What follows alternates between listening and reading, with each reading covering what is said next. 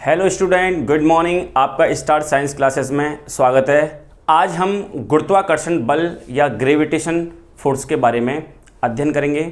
एक बार Newton university campus में सेब के पेड़ के नीचे बैठे हुए थे, तभी सेब उनके सिर पर गिरता है। तो न्यूटन सोचते हैं कि सेब ये ज़मीन की तरफ क्यों आया, ये ऊपर क्यों नहीं गया। तब उन्होंने इसका अध्ययन किया, रिसर्च की। तब उन्होंने पाया कि ब्रह्मांड में प्रत्येक पिंड दूसरे पिंड को क्या करता है, आकर्षित करता है, जिसे हम क्या कहते हैं, गुरुत्वाकर्षण बल कहते हैं। गुरुत्वाकर्षण बल होगा हमेशा दो पिंडों के मध्य कार्य करता है। जैसे मान चलो कि दो पिंड हैं, एक पिंड ए है और दूसरा पिंड बी है। ए और बी ये दो पिंड हैं, तो गुरुत्वाकर्षण बल का मान होगा, वो परिमाण में तो समान होगा, लेकिन दिशा उनकी क्या होगी, विपरीत होगी। हम कह सकते हैं कि सर एक पिंड दूसरे को आकर्षित करता है और दूसरा पहले वाले को आकर्षित करता है। इसका मतलब है कि एफ ए बी बराबर माइनस एफ बी ए।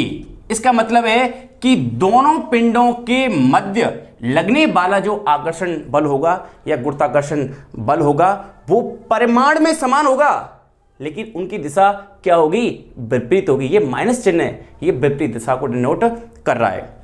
अधिकतर बच्चे गुरुत्व या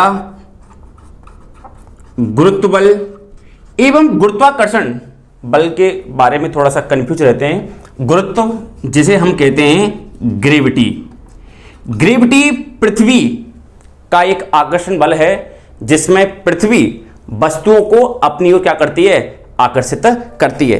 जैसे देखिए, यदि मैं मारकर छोड़ूं तो ये नीचे आएगा, यदि कोई फल पेड़ से गिरता है तो वो नीचे आता है, यदि आप नल की खोलें तो पानी नीचे की तरफ आता है, और यदि आप किसी वस्तु को बाह्य बल लगा करके यदि आप ऊपर फेंकते हैं तो वस्तु का वेग धीरे धीरे कम होता है। धीरे धीरे कम क्यों हुआ, क्योंकि पृथ्वी की जो ग्रेविटी है, गुरुत्वाकर्षण बल है, उस वस्तु पर क्या लगा रहा है, अपना बल लगा रहा है, जिससे उसका वेग धीरे धीरे कम हो जाएगा और शून्य होने के बाद पुनः पृथ्वी की तरफ आता है। इन सभी में पृथ्वी इन सभी वस्तुओं पर अपना एक आकर्षण बल लगा रही है, जिसे हम कहते हैं पृथ्वी का गुरुत्वाकर्षण बल। हम इसी को क्या कहते हैं, हम इसी को गुरुत्व बल के नाम से जानते हैं। अब बात करें हम गुरुत्वाकर्षण का सार्वत्रिक नियम, universal law of gravitation force की बारे में बात करें कि हमारे पास दो पिंड है। देखो, एक पिंड ए मान लिया और हमने दूसरा पिंड मान लिया बी। ए पिंड का द्रव्यमान हमने माना है कैपिटल एम, और दूसरे पिंड जो हमारा बी है उसका माना है हमने द्रव्यमान स्मॉल एम। यदि दोनों पिंडों के, याद रखना, दोनों पिंडों की हम दूरी निकालेंगे वो उनके केंद्र से लेंगे। किसे लेंगे, केंद्र से। और इन दोनों पिंडों के मध्य की दूरी मान लिया हमने डी। तो दो पिंड है, एक ए है और दूसरा बी है, और इन दोनों पिंडों के मध्य क्या लगेगा, आकर्षण बल लगेगा। वो आकर्षण बल लगेगा वो एफ समानुपाती होगा दोनों पिंडों के द्रव्यमान के गुणनफल के समानुपाती। मतलब एफ समानुपाती होगा कैपिटल एम और स्मॉल एम। इसका मतलब है कि द्रव्यमान बढ़ने पर आकर्षण बल कैसा होगा, ज्यादा होगा। यदि किसी पिंड का यदि द्रव्यमान ज्यादा होगा तो उसका गुरुत्वाकर्षण बल भी कैसा होगा, बहुत अधिक होता है। यह हो गया समीकरण एक।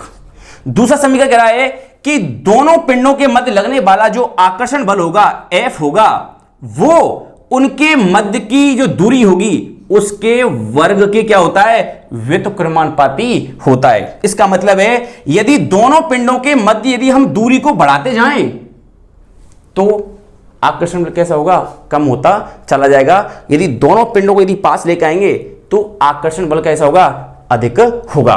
तो यहां पे एफ व्युत्क्रमानुपाती होगा 1/d²। ये हो गया समीकरण 2।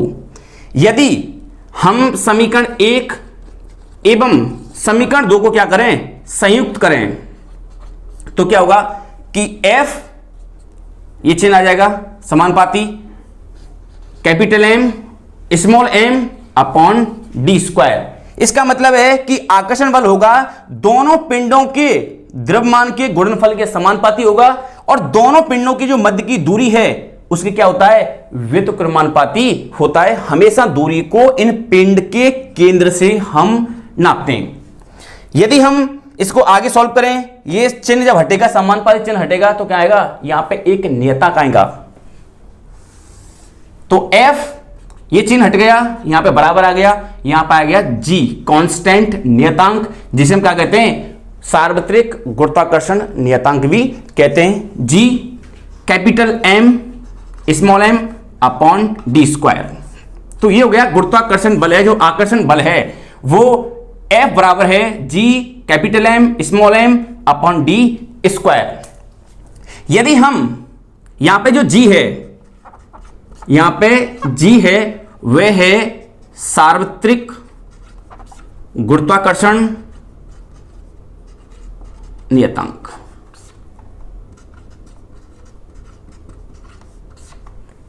यदि हम G का, यदि हम मात्रक निकालें, G का मात्रक क्या हुआ, G का मात्रक, यदि हमें G का मात्रक निकालना है तो हमें इस समीकरण, ये इसको मान लेते हैं समीकरण 3 से निकाल सकते हैं। कैसे निकालेंगे, F बराबर है G capital M small m upon D square. हम यहां पे क्या कर सकते हैं, यहां पे 1 रख सकते हैं, क्योंकि यदि 1 का भाग यदि F में दें तो सर F ही मान आएगा। यदि हम इसका वज्र गुणा करें, वज्र मतलब क्रॉस मल्टीप्लाई करें, यदि G small m capital M का यदि हम गुणा 1 से करें तो क्या आएगा, G capital M small m बराबर है FD स्क्वायर। हमें किसका मात्रक याद करना है, हमें G सार्वत्रिक गुरुत्वाकर्षण नियतांक क्या करना है, मात्रक याद करना है। तो क्या करना है, हमें G को यही रहने दो, और जो आपका कैपिटल M स्मॉल m है, इसको कहां आएगा, ये हमारे बट्टे में आएगा, कैपिटल M स्मॉल m।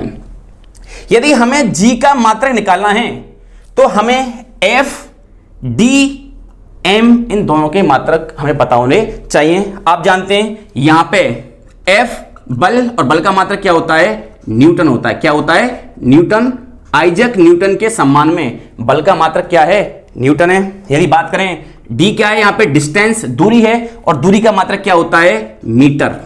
इसको हम स्मॉल m से डिनोट करते हैं। और यहां पे m क्या है, यहां पे m है द्रव्यमान, और द्रव्यमान का मात्रक क्या होता है, किलोग्राम। क्या होता है, किलोग्राम, और किलोग्राम को डिनोट करते हैं kg।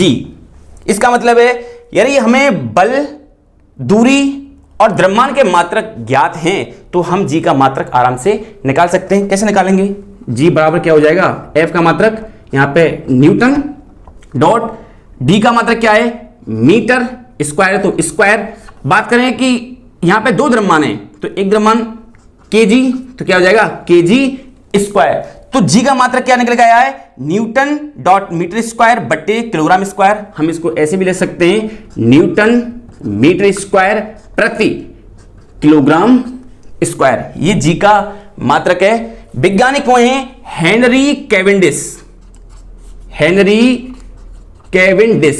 और हेनरी कैवेंडिश ने G का मान निकाला या प्रतिपादित किया, और ये मान निकल के आता है 6.67 इंटू 10 की पावर -11 न्यूटन मीटर स्क्वायर प्रति किलोग्राम स्क्वायर। हम इससे दो पिंड हैं, और दोनों पिंडों के मध्य जो आकर्षण बल होगा वो दोनों पिंडों के द्रव्यमान के गुणनफल के समानुपाती होता है, और उनकी बीच की दूरी की क्या होता है, व्युत्क्रमानुपाती होता है। यहां देखें, इस नियम के अनुसार दो पिंडों के मध्य लगने वाला आकर्षण बल मतलब गुरुत्वाकर्षण बल दोनों पिंडों के गुणनफल के समानुपाती, दोनों पिंडों के मतलब यहां पे द्रव्यमान के गुणनफल के समानुपाती होता है, और दोनों पिंडों के मध्य की दूरी के वर्ग के व्युत्क्रमानुपाती होता है। बच्चों, हम गुरुत्वाकर्षण बल के माध्यम से विभिन्न परिघटनाओं की हम सरलता से व्याख्या कर सकते हैं। जैसे सूर्य के चारों ओर ग्रहों की गति है वो सूर्य के गुरुत्वाकर्षण बल की वजह से है। पृथ्वी पर जो ज्वार भाटे आते हैं वो चंद्रमा के गुरुत्वाकर्षण शक्ति की वजह से आते हैं। हम पृथ्वी की सतह से टिके हुए हैं। ये क्यों है? क्योंकि हमें पृथ्वी क्या कर रही है? हम पर गुरुत्वाकर्षण बल लगा रही है। इसके आज का मेरा आपसे सवाल है, यदि सूरज और पृथ्वी के मध्य की जो दूरी है, यदि हम इस दूरी को दुगुना कर दें तो गुरुत्वाकर्षण बल पर क्या प्रभाव पड़ेगा? आज की ये वीडियो हमारी अच्छी लगी हो तो प्लीज़ हमारी वीडियो को लाइक करें, कमेंट करें और हमारे चैनल को सब्सक्राइब करें।